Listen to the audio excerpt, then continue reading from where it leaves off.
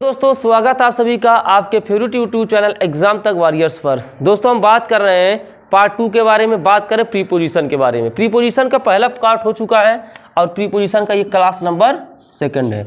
तो class number 2 में सबसे पहले हम देखने वाले हैं बिसाइड और बिसाइड्स का यूज। किसका देखेंगे? बिसाइड और बिसाइड्स का यूज होता क्या है। तो सबसे पहला जो आज का यूज हम देखेंगे बिसाइड और बिसाइड्स का। और यदि आप एसएससी एमटीएस के स्टूडेंट हैं तो निश्चित रूप से आपके लिए वीडियो काफ़ी वरदान साबित होने वाला है, क्योंकि मैं आप सभी के लिए प्रीवियस ईयर क्वेश्चन के तौर पर यहाँ पर क्लास ले रहा हूँ, ठीक है ना। तो सबसे पहला जो हमको यूज देखना है वो देखना है बिसाइड और बिसाइड्स का। किसका किसका देखना है? बिसाइड और बिसाइड्स का यूज देखेंगे। कि देखो बिसाइड और बिसाइड्स का मतलब क्या होता है, पहली बात तो ये जानना जरूरी है। बिसाइड का मतलब होता है के बगल में। क्या होता है? के बगल में। और बिसाइड्स का मतलब होता है अतिरिक्त। क्या होता है? के अतिरिक्त। इसका मतलब ये होता है। हिंदी भी बताते चले ताकि दिक्कत ना हो। बिसाइड्स का मतलब होता है, बिसाइड का मतलब होता है के बगल में, और बिसाइड्स का मतलब होता है अतिरिक्त। क्या होता है? अतिरिक्त। अब देखिए यहाँ पर जैसे हम बताएंगे Kiran was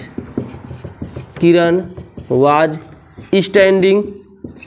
Kiran was standing, यहाँ पर हमने लगा दिया डैश डैश, ठीक है ना। किरण वाज स्टैंडिंग और यहाँ पे लगा दिया द बिल्डिंग। क्या यूज कर दिया? The building. अब यहाँ पर ये दोनों में से कौन यहाँ पर आएगा ये बताना है सबसे पहले। ये हमारा है पहला एग्जाम्पल। अभी एग्जाम्पल के माध्यम से हम सेट कर देंगे, ठीक है ना। Fruits sweets were eaten by relatives. ये दो एग्जाम्पल से ही क्लियर हो जाएगा कि सर कहाँ पर बिसाइड्स लगाएंगे और कहाँ पर बिसाइड्स लगेगा, ठीक। बिसाइड का जो मतलब होता है वो होता है के बगल में, और बिसाइड्स का मतलब होता है के अतिरिक्त। जैसे यहाँ पे देख रहे हैं किरण वाज स्टैंडिंग, किरण खड़ी थी। द बिल्डिंग यहाँ पर है, तो यार किरण खड़ी थी तो बगल ही में तो खड़ी रही होगी बिल्डिंग के। किरण बिल्डिंग के कहाँ खड़ी रही होगी? बगल में। तो बिल्डिंग दिया हुआ है तो यहाँ पर सबसे साफ दिख रहा कि सर बिसाइड ही आएगा। इसका हिंदी भी तो ही बन रहा है। किरण बिल्डिंग के बगल में खड़ी थी। कहाँ पे खड़ी थी? किरण बिल्डिंग के बगल में खड़ी थी, तो यहाँ पर यूज हो जाएगा बिसाइड का। किसका यूज होगा बेटा? बिसाइड का। लेकिन अगर हम यहाँ बात करेंगे, ध्यान से देखो, फ्रूट्स स्वीट्स यानी कि मिठाइयाँ। ये फ्रूट मतलब होता फल, स्वीट्स मतलब होता मिठाइयाँ। वर ईटन बाय रिलेटिव्स, जो रिश्तेदार आए थे ना उनके द्वारा खाया गया। यानी कि अब देखो यहाँ पे तो बगल का कोई सेंस नहीं लग रहा है। बगल का तो कोई सेंस ले कि बगल में मिठाई रखा, बगल में मिठाई खाया गया तो फल खाया गया, सामने ही खाए होंगे। तो यहाँ पर क्या यूज होगा? बिसाइड्स। कहोगे सर वो बिसाइड्स कैसे यूज होगा? देखो बिसाइड्स फ्रूट्स यानी कि फल के अतिरिक्त, बिसाइड्स फ्रूट। अब स्वीट्स के बाद यहाँ पर स्वीट्स। अब देखो बिसाइड्स फ्रूट्स यानी कि फल के अतिरिक्त। क्या हो रहा है? फल के अतिरिक्त sweets were eaten by relatives, यानी कि मिठाइयाँ भी खाई गई। यानी कि अतिरिक्त को अलावा भी बोल सकते हैं। क्या बोल सकते हैं? अलावा भी बोलते हैं। क्या बोलते हैं? अलावा भी इसको बोलते हैं, अलावा। यानी क्या कह रहा है? फल के अलावा जो रिश्तेदार आए थे उनके द्वारा मिठाइयाँ भी खाई गई, ठीक। जब सब लोग छोटे छोटे थे तो कोई रिश्तेदार आते तो इंतजार करते थे कि मतलब कब जाएंगे तो कब हमको जो बिस्कुट वगैरह बचा हुआ है कब खाने को मिलेगा। तो ऐसा सबके साथ होता, हम लोग भी तो ऐसे ही करते थे, देखते रहते कब जाएंगे कब बचेगा तो हम लोग कब उसको उठाकर खाएंगे। कुछ लोग थे तो पूरा ही खा लेते थे, उस समय बड़ी गुस्सा आता था, और कुछ लोग रहते बचाते थे तो बहुत खुशी मिलती थी। तो यही सब बात है कि जो है फ्रूट्स, जो फ्रूट के अलावा जो रिश्तेदार आए थे उनके द्वारा क्या खाई गई थी? मिठाइयाँ भी खाई गई थी। उम्मीद है ये दोनों एग्जाम्पल के माध्यम से चीज़ें समझ में आ रही होंगी, ठीक है ना। अब आज का हम जो दूसरा यूज देखते हैं वो देखते हैं सिंस तथा फार का यूज। किसका यूज देखते हैं? सिंस तथा फार का यूज। दोस्तों अगर हम सिंस तथा फार के यूज की बात करेंगे तो इसका यूज होता है परफेक्ट कॉन्टिन्यूअस में। कहाँ पर यूज होता है? परफेक्ट कॉन्टिन्यूअस टेंस में। अब चाहे प्रेजेंट परफेक्ट कॉन्टिन्यूअस की बात करिए, चाहे पास्ट परफेक्ट कॉन्टिन्यूअस टेंस की बात करिए, चाहे फ्यूचर कॉन्टिन्यूअस टेंस की बात करिए। देखो अगर यहाँ पर एकदम फिक्स समय को दर्शा रहा, ठीक है ना, फिक्स समय को दर्शा रहा, फिक्स समय को जैसे लिख दिया सन 1978 से, सन 2000 से, सन 2004 से, ये फिक्स समय होता है। या फिर लिख दिया 2 बजे से 4 बजे से, ये दोनों चीज़ अगर आ रही है तो सिंस का यूज होता है। बाकी 2 घंटे से दे रखा, 4 घंटे से दे रखा, 5 दिनों से दे रखा है, तो वहाँ पर हम यूज करते हैं फार का। किसका यूज करते हैं? फार का। तो ये सिंस तथा फार का यूज हम देखते हैं, जैसे हमने लिख दिया है, दिख रहा था, he has been living in this city, अब यहाँ पे 2 आवर्स 2 ईयर्स लिख दिया।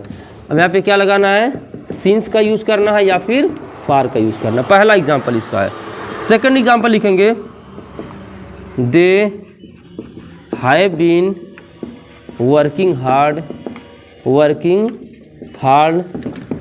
यहाँ पे वर्किंग हार्ड 2 o'clock। यहाँ भी ऑप्शन वही है, सेम टू सेम। यहाँ दिख रहा है जी, यहाँ तक दिखेगा ना। आई हैव बीन या फिर आई हैव, दिख रहा है ना ये, चलो दिखेगा, सही है। I have been living in this village, अब यहाँ लिख दिया 1990। अब यहाँ भी वही ऑप्शन है, सेम टू सेम, ठीक, कोई दिक्कत नहीं है। नहीं दिख रहा, हटाओ इसको, नीचे वाला ऑप्शन नहीं दिख रहा, इसको हटाते हैं, नीचे वाले क्वेश्चन को, ठीक, नीचे वाला। अभी 2 एग्जाम्पल के माध्यम से आपको मैं समझा रहा हूँ। अब एक एग्जाम्पल मैं ऊपर कर दे रहा हूँ, कोई दिक्कत नहीं है। जैसे यहाँ दे रखा है, देखो हमने क्या बताया, सिंस तथा फार का यूज। देखो, he has been living in this city, he has been living in this city. देखो जो भी चीज़ें हम पढ़े सब बेटा ये सब प्रीपोजिशन है, ये फार भी प्रेपो है, सिंस भी प्रेपो है, कोई इसमें दिक्कत की बात नहीं कि सर ये चीज़ है क्या। सिंस और फार दोनों ही प्रीपोजिशन है, ठीक। अब देखो, he has been living in this city, वह इस शहर में रह रहा है 2 सालों से। देखो जब 2 साल से दे, 4 साल से दे, 2 ईयर दे, 2 डेज दे, ठीक है ना, 4 डेज 5 डेज दे, तो फार का यूज करेंगे। किसका यूज करेंगे? फार का यूज करेंगे। यहाँ पे फार रहेगा। सिंस कहाँ आएगा सर? देखो, they have been working hard, वे कठिन परिश्रम कर रहे हैं। वे क्या कर रहे हैं?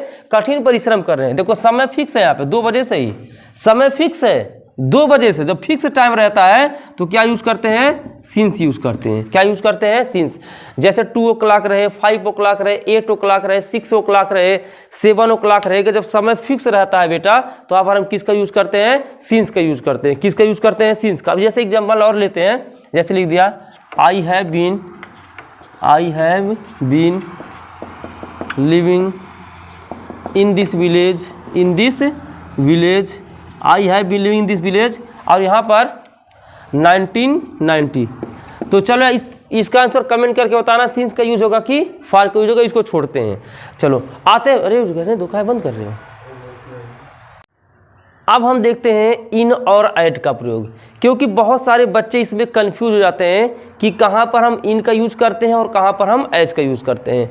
तो इन और ऐड का यूज देख लो बेटा, बहुत ही ज़्यादा जरूरी है।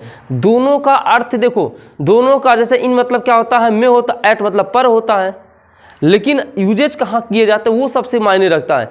क्योंकि कहीं पर हम इनका यूज कर देते, कहीं पर ऐड का यूज करते, तो गलती हो जाती है। अब देखो बेटा, तो पहले ये समझ लो, इनका जो यूज करते हैं ना, वह बड़े शहरों के लिए करते हैं, बड़ी जगहों के लिए करते हैं, और ऐड का प्रयोग छोटे शहरों के लिए, छोटे जगहों के लिए करते हैं। तो ये चीज़ बस इतना ही क्लियर करना, उसके बाद आप समझ लेंगे। देखेंगे ऐसे पहला एग्जाम्पल हमने लिख रखा है, अगर जिनको आंसर पता है तो कमेंट बॉक्स में उसका आंसर बता देंगे, पहला का सही है, दूसरा का सही है। Sanjay and his parents live at Calcutta, यानी कि संजय और उसके पेरेंट मतलब होता माता पिता कलकत्ता में रहते हैं। तो यार कलकत्ता छोटा जगह थोड़ी ना है, कलकत्ता एक बहुत बड़ा जगह है। तो यहाँ पर ऐट नहीं रहेगा, ये सेंटेंस गलत है। यहाँ पर ऐट की जगह पर क्या रहेगा? इन का प्रयोग रहेगा। क्या रहेगा? इन का। जैसे किसी गांव का नाम हो गया, कस्बा का नाम हो गया, मोहल्ला का नाम हो गया, छोटा शहर का नाम हो गया, छोटे जगह का नाम हो गया, तो वहाँ पर ऐट का प्रयोग करते हैं। अब देखो, इंडिया एंड पाकिस्तान, अब यार इंडिया और पाकिस्तान की बात कर रहा है। भारत और Pakistan are in Asia, Asia महाद्वीप इतना बड़ा है, एशिया महाद्वीप छोटा थोड़ी ना है। भारत और पाकिस्तान एशिया महाद्वीप में है, तो बड़ा एशिया महाद्वीप बड़ा है ना, क्या है? बड़ा है। तो इन का प्रयोग किया है, ये भी क्या है? सही है। नेक्स्ट देखते हैं, my sister lives at Buxar.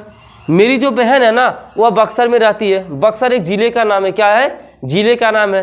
तो जिला बहुत बड़ा तो रहता नहीं है, राज्य रहता है तो बड़ा रहता है, जिला छोटा ही होता है, बहुत बड़ा नहीं रहता है। तो लिव एट बक्सर क्या है? सही है।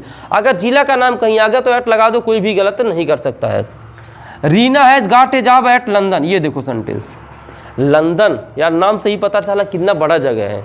देखो नाम से ही पता चला कि कितना बड़ा जगह है। तो Reena has got a job eight London, Reena कहाँ जॉब पा चुकी है? लंदन में जॉब पा चुकी है।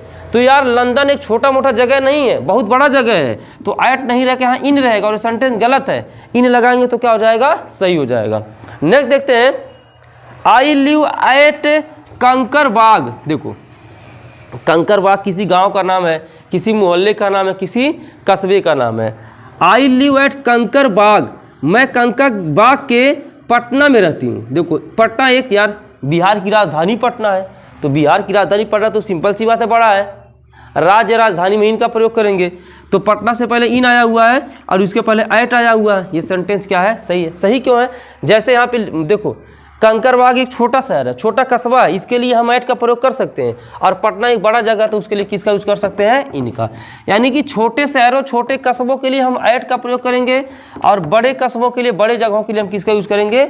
इनका प्रयोग करेंगे। जैसे देखते हैं यहाँ पे एक और example, Mahatma Gandhi was born.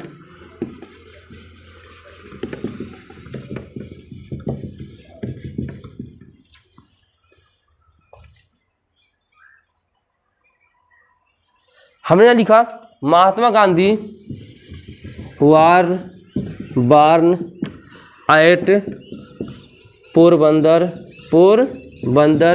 इन गुजरात। अब देखो यहाँ पर Mahatma Gandhi was born at Porbandar. तो पोरबंदर बेटा एक उनके गांव का नाम था। क्या नाम था? गांव का नाम था। तो गांव के नाम से पहले किसका यूज हमने कराया है? गांव के नाम से पहले हमने एट का यूज कराया है। और गुजरात चूंकि बहुत बड़ा शहर, इसके पहले हमने इनका यूज कराया। और ये सेंटेंस क्या है? सही है। क्या है? सही है। 1869 में महात्मा गांधी का जन्म हुआ था 2 अक्टूबर 1869 में और 30 जनवरी 1948 को उनकी मृत्यु हो गई थी। ठीक है ना? तो ये चीजें हैं। तो अब यहाँ पर आप लोग सीख चुके हैं इन और एट का अच्छे तरीके से प्रयोग।